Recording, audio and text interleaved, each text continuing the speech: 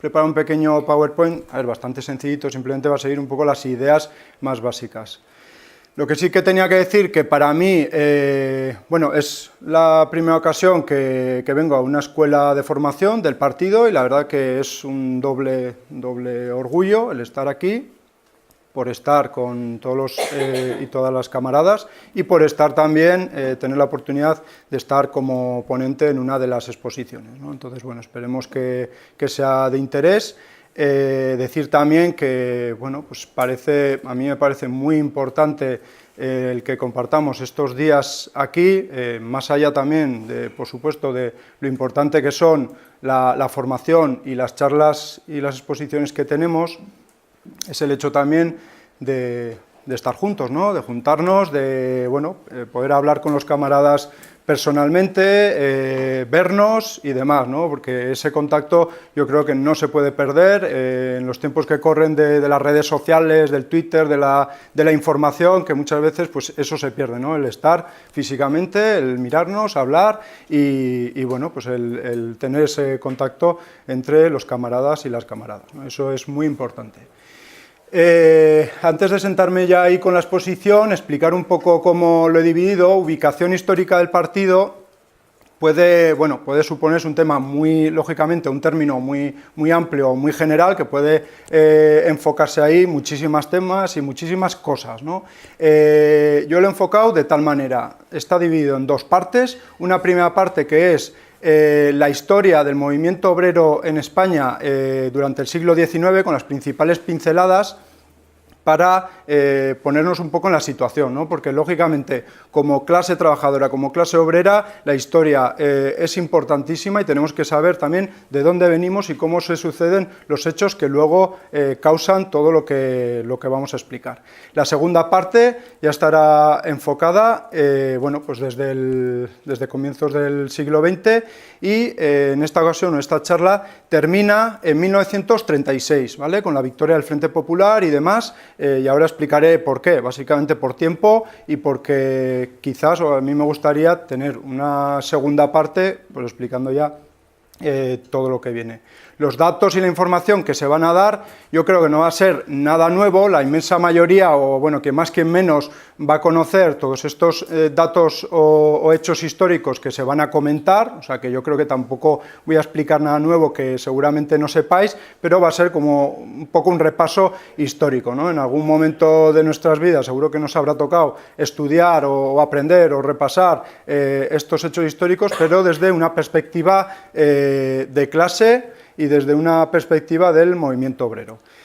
Luego daré también una bibliografía de los principales libros utilizados, muy interesantes, que también quizás la mayoría pues, o lo hayan ojeado en alguna ocasión o parcialmente o se lo hayan leído, ¿no? Pero bueno, que también de interés para tenerlo ahí para consultar.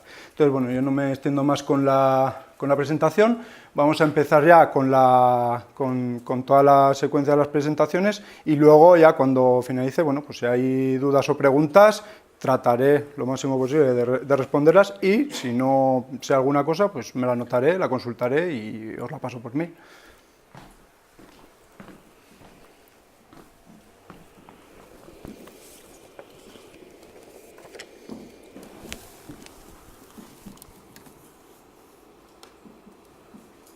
Bueno, como decía, ¿se me oye bien? Sí, sí. Vale. Como decía, la primera parte, movimiento obrero en España durante el siglo XIX, cómo son esos primeros pasos de la clase obrera en España, cómo comienza también el siglo XIX y los principales hechos, ¿no? Pues España, lógicamente, es un país anclado prácticamente en el feudalismo. Ahí tenéis algunos datos, estamos hablando hacia el año 1820-1830, prácticamente un 80-90% de población rural, la inmensa mayoría analfabeta. En esos años solo hay un 3% de sector industrial recogido o concentrado en Barcelona y alrededores, con la industria textil algodonera. En el año del 20 al 23, bueno, el trienio liberal, el pronunciamiento de Riego y demás, que acaba rápidamente por la intervención, recordaréis, del ejército de los 100.000 hijos de San Luis para recuperar el absolutismo en España. Todas las nuevas leyes que se estaban haciendo con tintes liberales cayeron en saco roto por esa intervención y se vuelve otra vez al absolutismo de Fernando VII. Se empieza un poco a despuntar y a desarrollar relativamente la economía y algo la industria, pero con la llegada de la Primera Guerra Carlista todo esto se estanca y España nuevamente se ve desangrada. Durante el 33 al 40, Primera Guerra Carlista, ya venía desangrada de la Guerra de Independencia y por tanto es un estancamiento dentro de ese proceso. Las reformas de Mendizábal, 36-37, con las desamortizaciones, lo que será básicamente es realmente un ascenso de la burguesía, puesto que a los trabajadores y trabajadoras, a los obreros y campesinos, realmente no se afecta o no se ven beneficiados de estas reformas, porque lo que se hace es aumentar posesiones en los grandes terratenientes latifundistas y en la burguesía en general. Por tanto, lógicamente, para la clase obrera esto no supone ninguna mejora en sus condiciones materiales ni en sus condiciones de vida.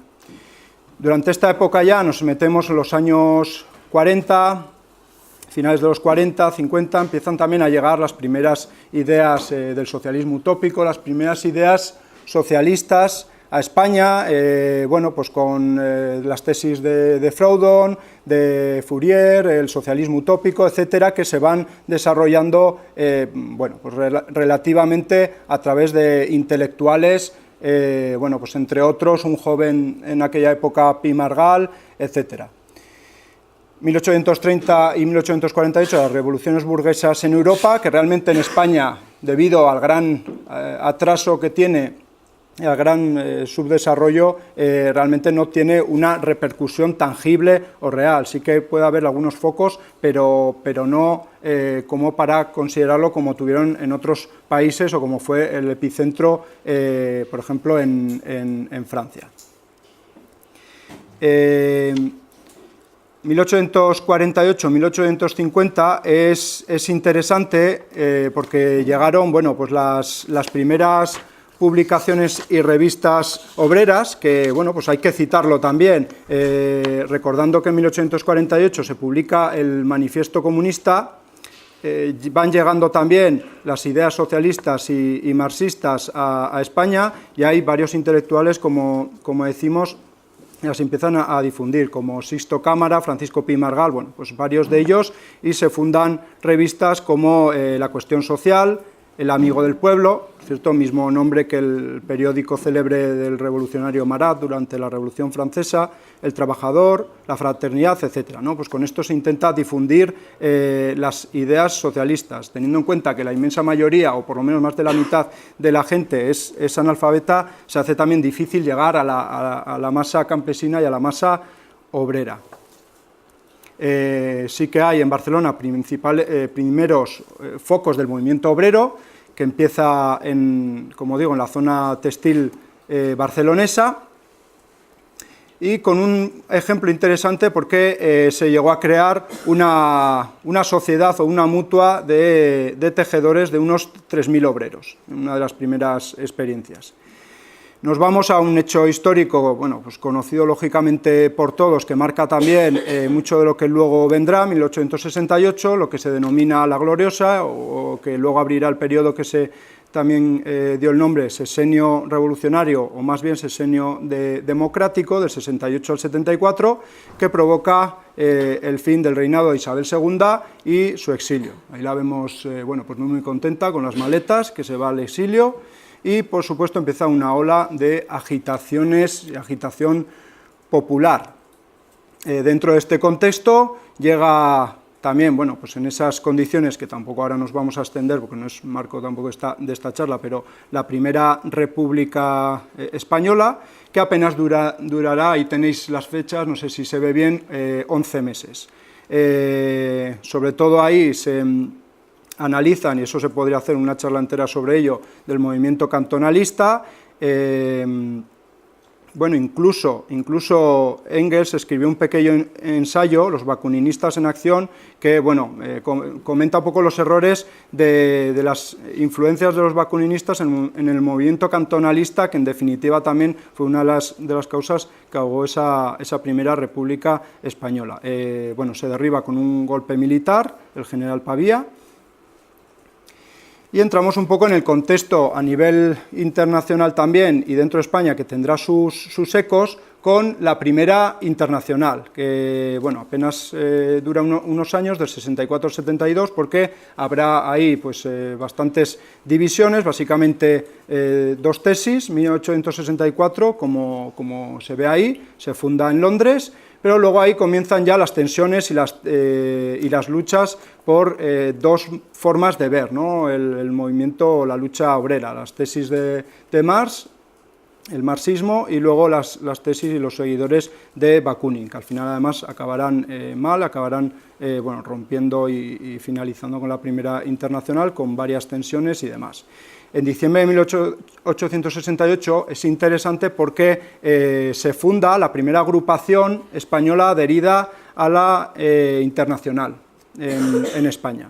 Esto es debido, bueno, sobre todo se manda, bueno, Bakunin manda a un compañero, un aliado suyo, Fanelli, un anarquista italiano, y forma las primeras bases, que ahí estarán, bueno, entre otros, pues gente conocida en aquella época del movimiento obrero, como Anselmo Lorenzo, etcétera, ¿no? Ahí ya se sentará un poco la primera base de la Internacional en España. Interesante también, en junio de 1870, primer Congreso Obrero en España, fundación de la Federación Regional Española, ¿vale? Adherida a la Internacional, a la Primera Internacional. Aquí, bueno, como un poco resumen, sí que es cierto que en España, en esos años, antes de terminar siglo XX y a comienzos antes de terminar siglo XIX y a comienzos del siglo XX, toman partida las tesis de Bakunin, y el anarquismo tiene más asentamiento en esos años, algo también, bueno, curioso si comparamos con el resto de Europa, porque incluso a principios del siglo XX, en todos los países europeos ya hacía casi décadas que ya se había abandonado absolutamente el anarquismo. Sin embargo, en España seguía teniendo bastantes focos, entre otras cosas, pero bueno, ahora tampoco vamos a analizar, del gran atraso del país, que la inmensa mayoría además de masa trabajadora era campesina y no obrera, etcétera, etcétera. Último tercio de siglo, y ya voy terminando con la primera parte. Interesante, en 1872, aunque son bastantes años después de que se publicó el Manifiesto Comunista, como decíamos, que fue en el 48, pero llega a España traducido y publicado por José Mesa en el periódico La Emancipación. Bueno, como veis ahí, importante también para difundirlo. Bueno, se van dando también hechos. En 1879 se funda el PSOE, en 1888 se funda la UGT. Interesante, la persona de Antonio García Quejido, por eso lo he metido ahí, fue uno de los fundadores y primer secretario de la UGT, pero luego participó, como veremos, en la fundación del Partido Comunista de España, y de hecho fue su primer secretario general. Bueno, movimiento minoritario en esta época del socialismo. ¿Por qué? Por varias razones. Estamos en una época de censura, de represión del movimiento obrero. Hay un sector industrial todavía muy reducido y focalizado solo en dos zonas, básicamente. Vizcaya, que empiezan a surgir los altos hornos y demás en torno a Bilbao, y Barcelona y toda su área metropolitana. Todavía hay muchos vestigios que atan a España al feudalismo, en muchos aspectos, en modelos sociales, de propiedad, etcétera, un altísimo analfabetismo. Bueno, pues esa es la situación un poco a finales de siglo del país. 1889 llega la Segunda Internacional. Engels funda la Segunda Internacional, y bueno, dentro de esta internacional ya no tienen cabida los anarquistas, sino el marxismo, y hay dos posturas. Una, digamos, la reformista, liderados entre otros por Bernstein, etcétera, y otra, digamos, la revolucionaria con Rosa Luxemburgo, Karl Liebknecht, etcétera. Lenin también estará lógicamente ahí, que apuestan por la revolución y por la dictadura del proletariado. Ahí también habrán sus tensiones, y de hecho luego eso prácticamente ya todo se romperá con la llegada de la Primera Guerra Mundial, que, como sabéis, ya puso en evidencia muchas de lo que defendía algunos partidos de la socialdemocracia, que apostaron en posturas chauvinistas con esta guerra imperialista, y ahí ya se rompió, y pues a partir de ahí pues ya también hubo otros congresos, el congreso de Zimmermann en Suiza, etcétera, etcétera, ¿no? Acabamos el siglo en España pues realmente mal, ¿no? 1898 pues es todo el desastre de todas las pérdidas ya que se suceden. Se pierde Cuba además de forma humillante, una guerra tremenda que libran los revolucionarios cubanos con José Martí, Maceo, etcétera, y todas las colonias que quedaban, Filipinas, Puerto Rico, etcétera. El finales de siglo, ahí el capitalismo comienza pues ya su fase imperialista, se inicia un periodo de grandes luchas, como veremos. Pasamos a la segunda parte, ya nos centramos en el siglo XX, 1900 a 1936. Entonces, aquí, se ha resumido como lucha de clases, represión, revolución y república, porque ahora iremos viendo los acontecimientos. Y, por dar algunos datos, en 1900, los primeros años del siglo, lo que sucede es sobre todo que los grandes capitales, los grandes capitalistas en España toman posición, ¿no? Toman posición, y voy a dar 3-4 datos, si alguno quiere luego alguno más, pero es interesante para hacernos una idea, porque surgen los primeros grandes bancos, compañías de crédito, etcétera. Por ejemplo, el Banco Hispanoamericano en 1900, Banco Español de Crédito, conocido como Banesto, 1902, Compañía Madrileña de Electricidad, 1889, un poquito antes, Banco de Vizcaya, 1901, se creó también la Sociedad de Altos Hornos de Vizcaya, por fusión de 3 empresas, cementeras, constructoras, llega con capital anglo-español la cementera Portland, etcétera, ¿no? Eso da un poco una idea de cómo se van desarrollando esos grandes oligarquías, esos grandes imperios económicos en España. Pero, por el otro lado, lógicamente, la lucha obrera, lo que sucede es que se recrudece, se multiplican las huelgas, movilizaciones, hay detenciones, etcétera. El coste de la vida sube considerablemente y el nivel adquisitivo se estanca. Y para que nos hagamos una idea también de la situación en el momento, el sueldo medio de un obrero calificado en 1914 era de 0,43 pesetas la hora, y el de un peón 0,29. Y mientras tanto, en esos años, entre 1909 y 1914, por ejemplo, el precio del pan aumentó casi un 30%, el de la carne un 40%, patatas un 40%, eso nos da un poco un ejemplo de cómo se va empobreciendo la clase obrera y llega a unas condiciones cada vez más de necesidad y más míseras. Entonces se van organizando y se van realizando movimientos importantes. Llegamos a 1909, porque ahí los sucesos también son importantes, con la Semana Trágica Semana Trágica a nivel general, porque hubo en varios sitios, pero sobre todo se focaliza en Barcelona, por las revueltas que había para que los reservistas no fueran a una guerra que al final solo servía para alimentar a las grandes oligarquías en el protectorado de Marruecos, y ¿a quién envían? Lógicamente a la clase trabajadora, a los hijos de los obreros, a la clase obrera, a que a ser utilizada, como en casi todas las guerras, como carne de cañón allá en Marruecos, y con muchísimos muertos y demás. Por tanto, se producen una serie de movilizaciones, de huelgas, que acabará trágicamente con esa semana, 26 de julio al 2 de agosto de 1909, hay bueno, muchísimos detenidos, hay también muchos muertos, se llega a fusilar bueno, a uno de los intelectuales del momento, Francisco Ferrer Guardià, fundador de la Escuela Moderna. Bueno, esto provoca una serie de detonantes que luego continuarán con más huelgas, más movilizaciones y más respuesta obrera. También cae el gobierno en ese momento de Maura por estas circunstancias. Y nos metemos ya en unos años que son realmente claves para entender luego lo que viene, ¿no? La Primera Guerra Mundial y sus consecuencias, y luego, a continuación, pues bueno, todo lo que sucede ya con una lucha de clases ya de forma muy clara dentro del país.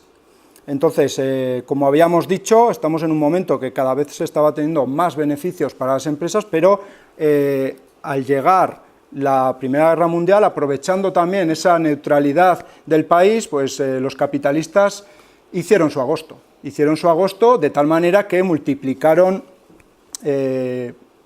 muchísimo sus beneficios, la producción, etcétera. Es una orgía no voy a ponerme aquí a dar todos los datos, pero bueno, una orgía de beneficios enormes, a costa, lógicamente, de las penurias de la clase obrera, porque los salarios estaban subiendo muchísimo menos de lo que estaba subiendo el coste de vida. Había también, pues lógicamente se aprovechaban de la situación de que España era neutral para hacer sus chanchullos, sus estafas, bueno, lo que saben hacer las clases dirigentes de los bancos, de los grandes capitales, etcétera, ¿no? Se fundan también nuevos bancos, y ahí, bueno, pues llegan un periodo también de unas huelgas tremendas.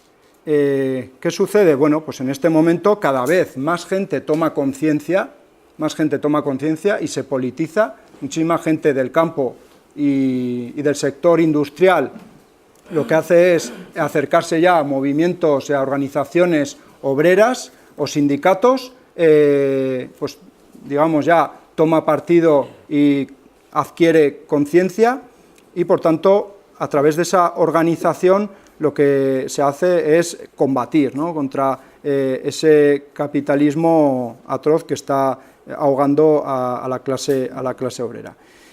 Unos datos, año 15-16, en las movilizaciones que hubo, principales epicentros, como habíamos dicho antes, seguían siendo Bilbao y Barcelona, y en 1916, sobre todo, fue un año de grandes huelgas. Fue un año que, para que tengamos los ejemplos, en 1915 hubo 91 huelgas con 31.000 huelguistas y casi 383.000 jornadas perdidas, y sin embargo en 1916, o sea, al año siguiente, eso pasa de 91 huelgas a 178, pasa de 30.000 a casi 100.000 huelguistas, y pasa de esas 380.000 jornadas perdidas a 2,5 millones de jornadas perdidas. Pues un ejemplo de la agitación y cómo se multiplicaba la movilización y las huelgas obreras.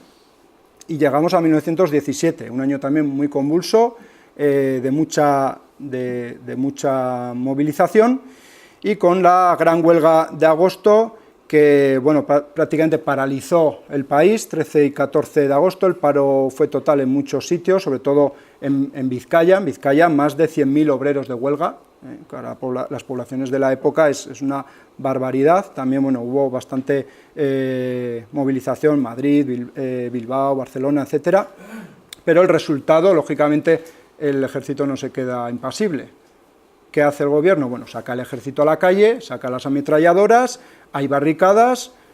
El resultado, más de 100 obreros asesinados, que se sepa, igual serían más, y más de 2.000 encarcelados. Entonces, bueno, pues lucha y represión. Y en este momento, bueno, empiezan a llegar, se sucede en octubre de 1917, el triunfo de los bolcheviques, la revolución soviética, y tiene lógicamente sus ecos en todo el mundo, y no va a ser menos también aquí en España, tiene sus ecos. Aquí también se iniciará un periodo que se ha denominado como trienio bolchevique, del 18 al 20, que es muy interesante. Sobre todo aquí lo que sucedió fueron grandes levantamientos en masa de campesinos, y sobre todo en Andalucía. Llegaron a registrarse, bueno, ahí están, hay muchos libros y ensayos sobre el tema, que incluso pues, los campesinos tomaron propiedades, tomaron cortijos, con pancartas y pintadas de vivan los soviets, viva Rusia, viva Lenin, bueno, pues unas agitaciones entre el año, como digo, 18, sobre todo ya 19 y 20, sobre todo en el sector del campo y por parte de los campesinos, pero también hubo movilizaciones en el sector industrial. Esto también hace incrementar, como estamos diciendo antes, la politización y la movilización de las masas obreras y campesinas. Y también en este contexto se llega a la famosa, si recordáis, la famosa huelga de la canadiense de febrero-marzo de 1919, que también es un hecho muy, muy importante por las repercusiones que tuvo, porque fue también una victoria obrera por esta huelga, y bueno, se enmarca dentro de todas estas movilizaciones, y a pesar de todo lo que hizo la patronal para intentar reventar la huelga con los cierres patronales, bueno, pues sacando también a sus fuerzas de seguridad, etcétera, pues no fueron suficientes para parar todo ese conflicto que duró pues prácticamente 44 días. También hubo, bueno, muchos detenidos, etcétera, etcétera.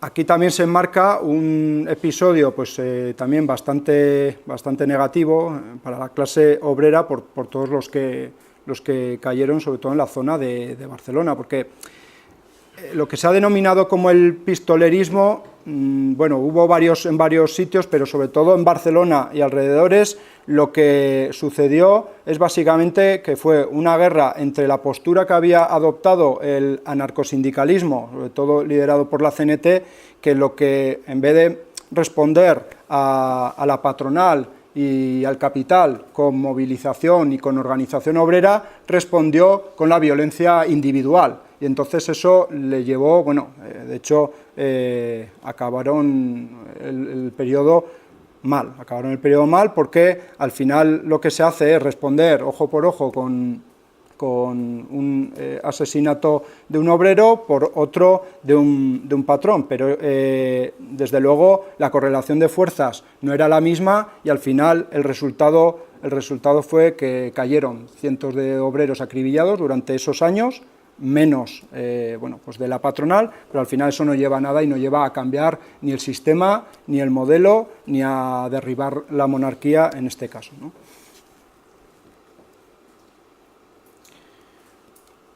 Bueno, ¿hasta aquí bien? ¿Os quedáis dormidos o...? ¿Habéis tomado un buen café o no? Yo empiezo, pongo el piloto automático y no... Y todavía no hemos llegado ni a la fundación del partido, ¿eh?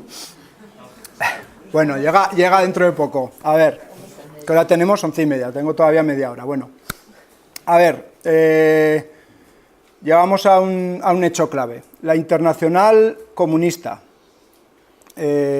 Como sabéis, en marzo de 1919, a iniciativa del Partido Comunista Bolchevique de Rusia y de Lenin, se crea la Tercera Internacional o Internacional Comunista, y esto también, lógicamente, tiene inmediatamente una influencia en todos los países, bueno, europeos y a nivel internacional. En España lo que sucede en estos años son, sobre todo, escisiones, divisiones entre pues, quien está más dudoso de adherirse a la Internacional Comunista, o los que tienen pues, en mente pues, ese objetivo, ¿no? ¿Y qué sucede? Bueno, pues como vemos ahí, inmediatamente ya hay una división dentro del PSOE, hay una ala más proclive a sumarse a la Internacional Comunista, y el ala más moderada y conservadora, que lo ve con dudas, incluso, bueno, que ya es reacia desde un inicio. Las juventudes socialistas sí que apuestan desde un primer momento por la adhesión. Y aquí es un poco el origen también de los dos partidos comunistas que se fundaron y que luego dieron lugar al Partido Comunista de España. En abril de 1920 se funda el Partido Comunista Español, que surge sobre todo de personas y militantes de la Federación de Juventudes Socialistas, de algunas agrupaciones. De hecho, por ejemplo, Dolores Ibarruri, en su agrupación, participó también en la fundación de este partido. Y luego llega algo también, un hecho importante, porque también hace posicionarse ya definitivamente a los partidos, que es en el segundo congreso de la Internacional Comunista, julio-agosto de 1920, se aprueban 21 condiciones, lo que se denominó eso, las 21 condiciones para ingresar en el comité, en la Internacional Comunista. Ahora no voy a repasar todas las 21 condiciones, pero básicamente el objetivo es, pues después de la Revolución Soviética, lo que sucede es que hay un boom de surgimiento de partidos comunistas en muchísimos países, y un poco bueno, pues para intentar la organización y la unidad, sobre todo ideológica y de acción de estos partidos comunistas, se aprobaron estas 21 condiciones para unificar un poco todo eso, ¿no? Y evitar también, pues bueno, que los movimientos oportunistas, etcétera, dentro de estos partidos. Entonces, para poder ingresar en la Internacional Comunista tenías que estar de acuerdo en esas 21 condiciones. Luego, bueno, si alguien tiene más inquietud, aquí tengo las 21 expuestas. Bueno, ¿qué sucede? Hay una escisión y en el PSOE finalmente triunfarán las posturas a nivel general de no ingresar en la Internacional Comunista. De hecho, enviaron, bueno, a dos delegados en un primer momento, y lo que sucede es uno que era partidario y el otro no. Bueno, estamos hablando de Anguiano, el que era partidario, y si me perdonáis un momento. Vale, aquí tenemos. Vale. Entonces, vuelven, como digo, los dos delegados del PSOE, Anguiano y de los Ríos, y hay, en abril de 1921, en el Congreso del PSOE, hay una votación y definitivamente ganan las tesis de quedarse al margen de la Internacional Comunista. Y lo que hará el PSOE es adherirse a lo que se creó como una especie de, bueno, pues se llamaba Comunidad del Trabajo, con sede en Viena, que básicamente era como, bueno, intentar renacer una segunda internacional, que se denominó incluso Segunda Internacional y Media, pero bueno, que eso no tuvo ningún recorrido. Entonces, lo que hacen la parte que está a favor de ingresar en la Internacional Comunista es retirarse del PSOE y fundar, con las tesis, como decía, de Anguiano y los que le apoyaban, y fundar un nuevo partido, que sería el Partido Comunista Obrero Español. Eso es en abril de 1921.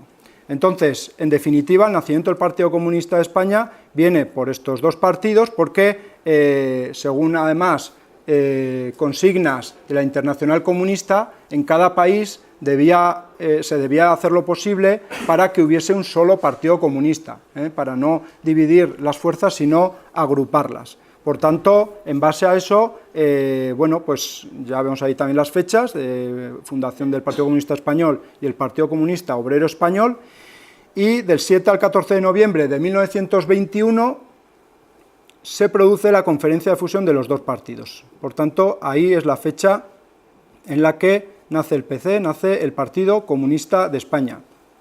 Y, por cierto, por eso decía que era importante esa figura, entre los primeros dirigentes y el primer secretario general estaba Antonio García Quejido, que es, bueno, lo vemos ahí, que es el que comentaba antes, por eso era importante que también figuraba al principio a finales del siglo ya como una persona del movimiento obrero.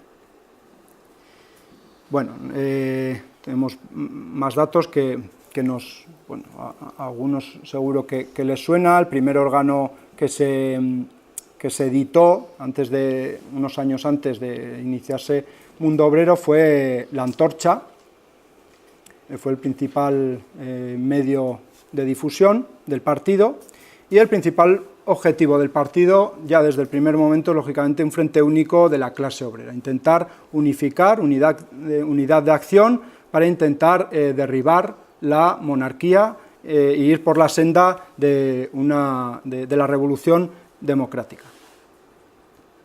Y llegamos a la dictadura de Primo de Rivera. Bueno, un poco los antecedentes ya los estábamos dando. Son años tan convulsos que la lucha de clases ya se muestra sin tapujos, sin caretas. La patronal cada vez tiene, pues bueno, más miedo de la organización y del poder que se va gestando a nivel del campesinado y de los obreros, y más con ese empuje que da el triunfo de la Revolución Soviética y también de lo que está sucediendo en otros países también, que se están dando intentos de revolución, como en Alemania o como en Hungría, que llegó a haber durante un breve periodo corto de tiempo una república soviética, que luego, bueno, será derrotada. Y bueno, pues ante esta situación se llega también a un hecho desastroso también para el país, que es el desastre de Anual, que dentro de la guerra de Marruecos, allá en el protectorado, lo que sucedió en definitiva es que una incursión del líder rifeño Abdelkrim, pues causa en unos pocos días más de 10.000 muertos. 10.000 soldados muertos, que la mayoría, lógicamente, ya sabemos de dónde venían, de las clases populares, de las clases obreras. Esto también provoca una agitación e indignación a nivel general en todo el país, y ante esta situación de conflicto social, en ese momento, pues lógicamente hay dos opciones. Una, o la opción revolucionaria de que triunfe la revolución y de que la clase obrera se haga con el poder, o dos, el fascismo, que está ya en auge con la marcha sobre Roma de Mussolini, ya ha cogido el poder. En Italia ya está el fascismo, en Hungría ya hay un régimen también autoritario, en Polonia también. Hay varios países ya, pues eso, que están teniendo movimientos hacia el fascismo, y como digo, solo se resuelve en ese momento de esta manera. También se me olvidaba citar, en Bulgaria en ese momento también se ha instaurado un régimen fascista, y por tanto, bueno, pues eso es lo que ven también los militares y la patronal en España. Entonces, ante ese miedo, lo que hacen es intentar tomar la delantera, y por tanto el general Miguel Primo de Rivera hará el golpe militar, el 13 de septiembre de 1923, para intentar acabar con ese miedo que había de esa posible revolución o de alcanzar el poder por la clase obrera. Se inicia un nuevo tiempo, un régimen dictatorial del 23 al 29, que lógicamente desde el minuto 1 el Partido Comunista y otras organizaciones obreras serán ilegalizadas, todas las sedes, todas sus instalaciones clausuradas, pero también hay que recordarlo, que a mucha gente se le olvida, y quizás es bueno que se lo recordemos, y por eso es tan importante la historia, que la UGT y el PSOE tomó una actitud colaboracionista con el régimen desde el primer momento, y fue como un toma y daca. Fue, bueno, déjame un poco tranquilo y, bueno, pues colaboramos en lo que podamos. Entonces, por tanto, digamos que vivieron relativamente bien durante esta dictadura. Sin embargo, otros partidos, ya hemos dicho, nuestro partido fue ilegalizado porque, lógicamente, intentó luchar contra eso. Fueron años de represión, muchísimos encarcelados, bueno, pues también estaba todavía vigente la ley de fugas, fusilamientos y ejecuciones extrajudiciales. Y en cuanto al partido, bueno, en estos momentos se toma un rumbo que se ha calificado en la propia obra de historia del Partido Comunista hasta 1960, se ha calificado como, bueno, la época más del sectarismo o extremismo, del año 1925 al 32. Esto no es caso aislado del Partido Comunista en España, sino que muchos partidos comunistas tomaron pues, ciertas corrientes de izquierdismo, etcétera, etcétera, que bueno, pues eso lo define bien y ya vemos ahí, pues está recogido en su obra de 1920, La enfermedad infantil del izquierdismo en el comunismo, de Lenin, que ahí bueno, clarifica perfectamente pues, esos movimientos, ¿no? Que lo único que hacen es apartar a los partidos comunistas de las masas, dejarlos en una situación casi residual o marginal de esas posturas tan extremas de no querer aliarse con nadie y solo hacer la guerra por su cuenta, etcétera, etcétera, que es lo que pasa un poco en esos años en los que la Secretaría General, bueno, es en este caso José Bullejos, lidera este PC y bueno, pues hay un alejamiento de las masas.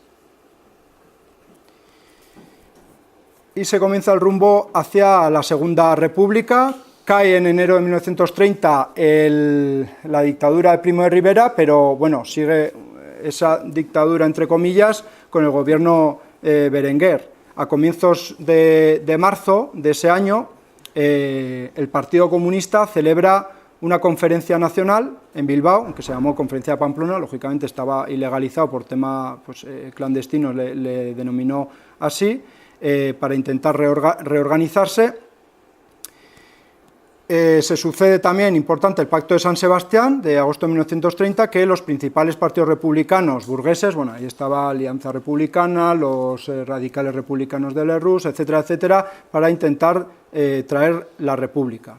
En este momento sí que, bueno, se van sumando, pues aunque no están dentro de ese comité revolucionario, pero sí que se suman un poco desde fuera, bueno, pues otras fuerzas sí que hacen la invitación a aquel Partido Comunista de Bullejos, pero en ese momento se rechaza participar, entre otras cosas, por razones de que no se veía que se tuviese que aliar con la burguesía para intentar ese derribo de la monarquía y traer la república, sino que hacer únicamente que sea la clase obrera la que hiciese ese trabajo. Pues algo con la correlación de fuerzas que había en ese momento, algo pues lógicamente alejado de la realidad.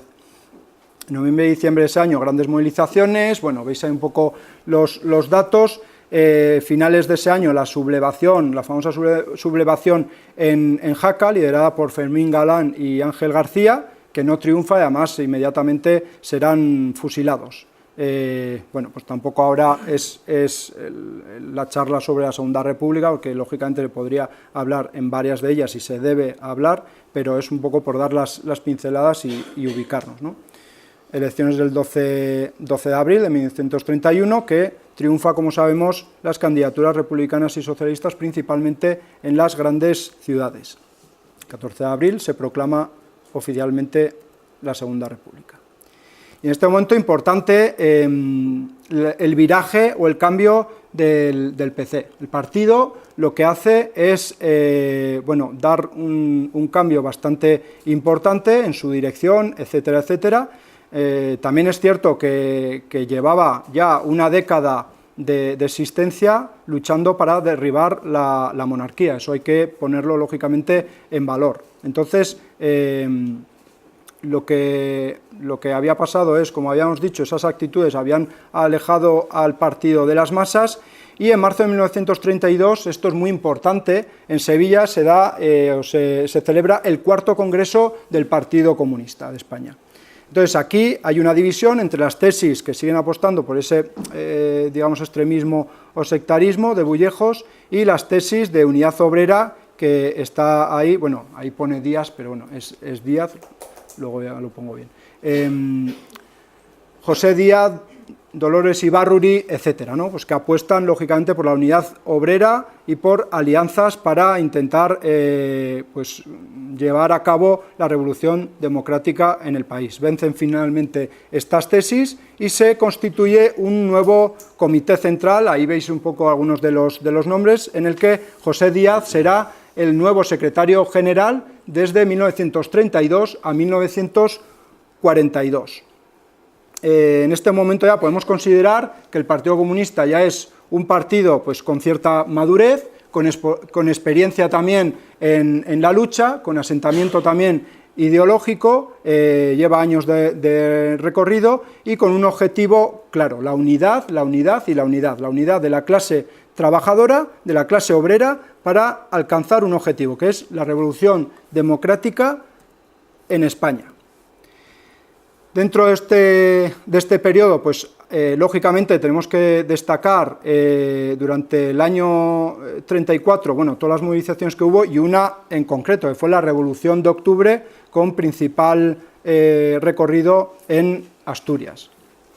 Los antecedentes están claros. En 1933 lo que sucede es que ganan las derechas.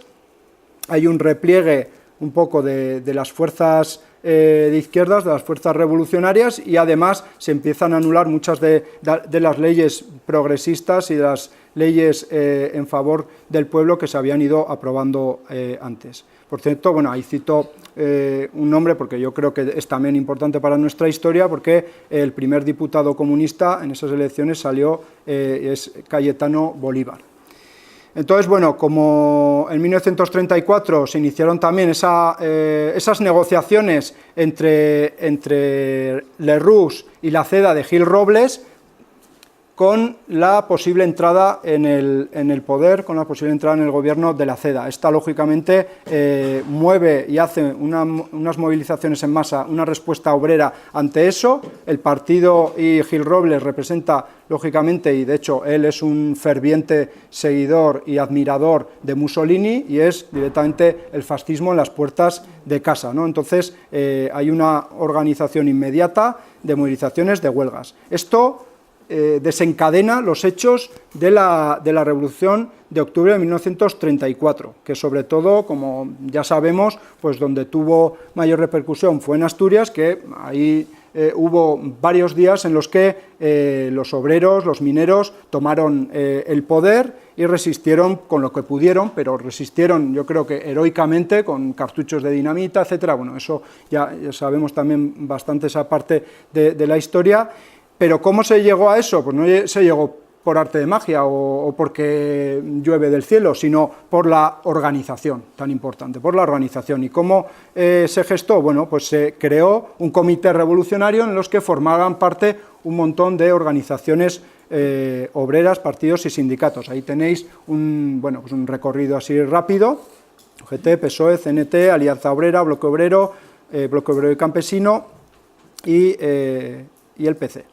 Entonces, bueno, ahí participó todas estas organizaciones y se consiguió del 5 al 19 de octubre resistir a un ejército entero, que al final sucumbió.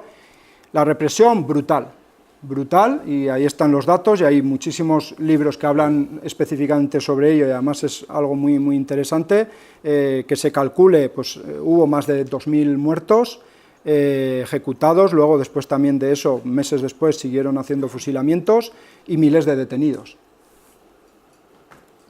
Y ya vamos terminando.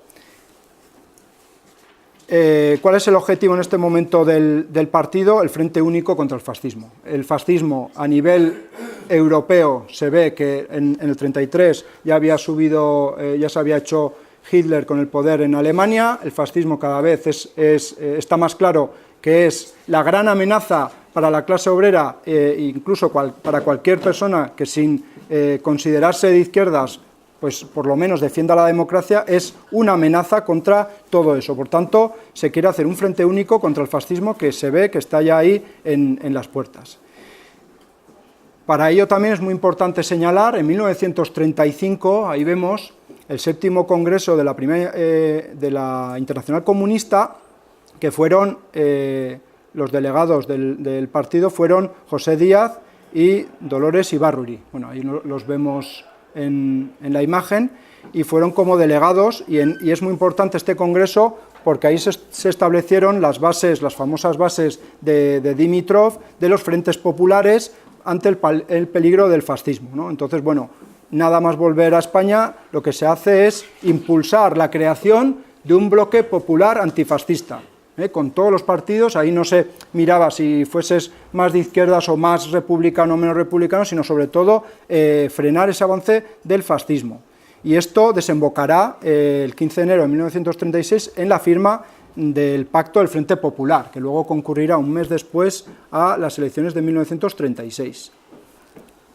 Y ya por terminar, porque terminamos aquí en 1936, bueno, pues las elecciones del 16 de febrero del 36, triunfo en las elecciones, de 257 diputados que obtiene el Frente Popular, las fuerzas de izquierda obtienen esos resultados: 85 diputados el PSOE, 15 el Partido Comunista. Ya vemos también el gran avance de un solo diputado en las del 33, pasamos a 15 diputados. El Partido Comunista en ese momento está siendo claramente una fuerza decisiva y sobre todo que se está acercando cada vez más gente al partido y tiene cada vez más fuerza. Y luego, bueno, pues otros partidos también vemos ahí: 5 de Unión Socialista de Cataluña, 2 sindicalistas y uno de Partit Català Proletari y uno del POM.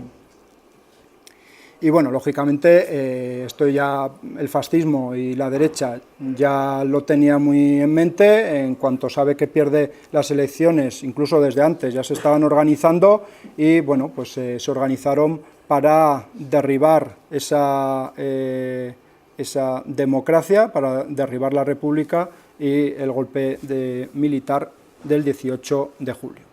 Esto ya lo tendríamos que continuar lógicamente en otra siguiente charla.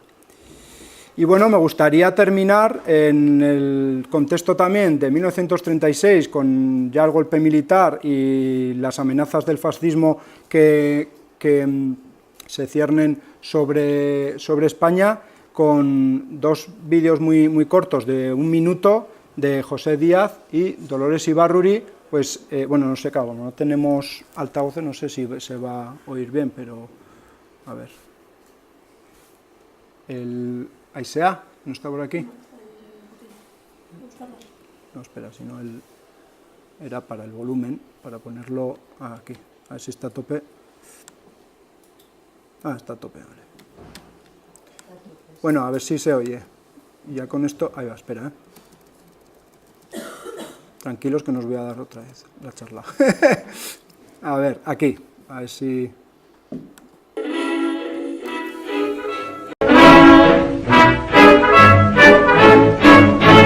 Heroicos luchadores, se estáis batiendo en las barricadas con todo el coraje que da la razón y la fuerza de un pueblo. Este valor en la batalla pronto será coronado con el éxito total contra los enemigos de la República, de la democracia y de vuestros intereses.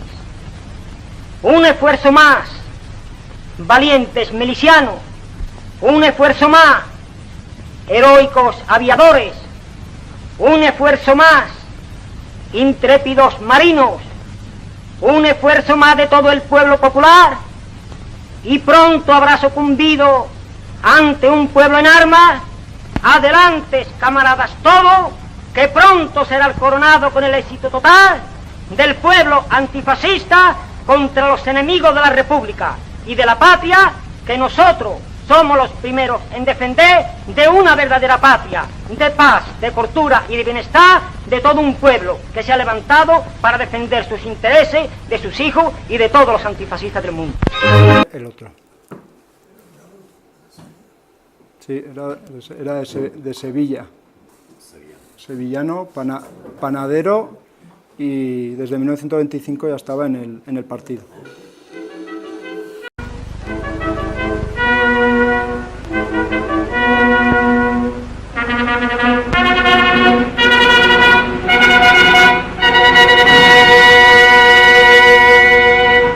En un infierno de terror fascista, ahoguen en sangre las libertades populares, dispuestos a luchar hasta agotar el último cartucho, dispuestos a defender las libertades populares marchamos decididos a no terminar la lucha hasta abatir el enemigo.